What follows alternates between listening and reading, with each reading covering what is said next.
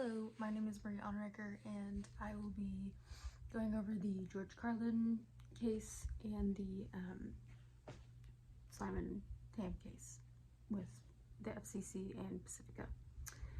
So first of all, I think that these cases are two very different things. And George Carlin was trying to do a comedy skit, and when in the article it talked about Simon Tam, I think he was really trying to make a difference with how that word was being used. To me, the George Carlin, 7 words you can't say, I personally don't think that it's funny. Outside of the safe harbor time, I feel like if you wanted to do something like that, he should have just done it during the safe harbor times. Because yeah, there are kids listening, and if I was that parent, I'd probably be pretty mad too. I don't think it's fair to subject someone, or subject a child to that, especially when there's already times that you can do that. I think they're pretty different cases altogether.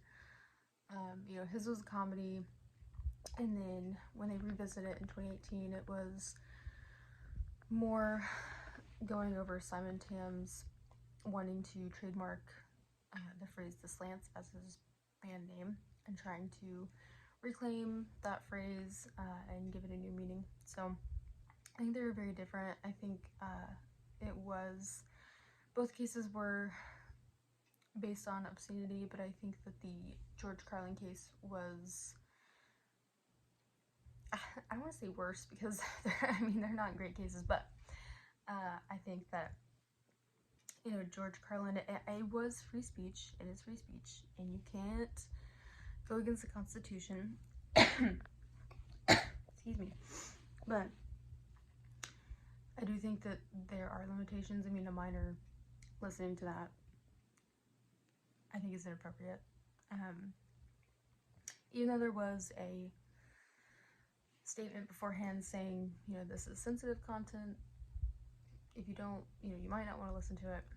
But I still think that it's not right, especially when there are already times that he could have done that, when it would have not, when he could not have been sued.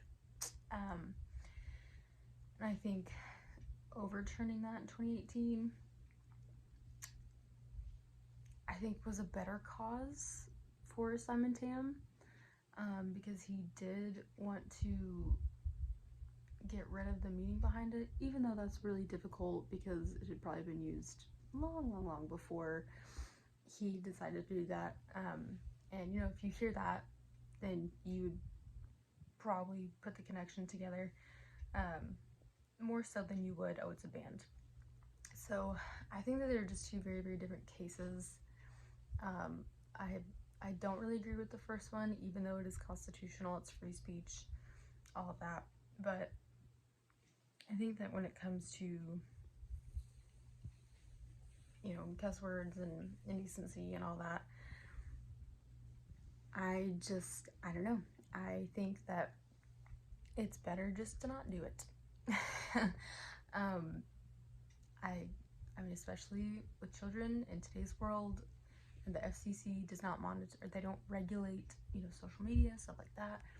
But kids already get exposed to it so much on social media and YouTube and all of that, that it just seems like why give another outlet to that if you don't have to.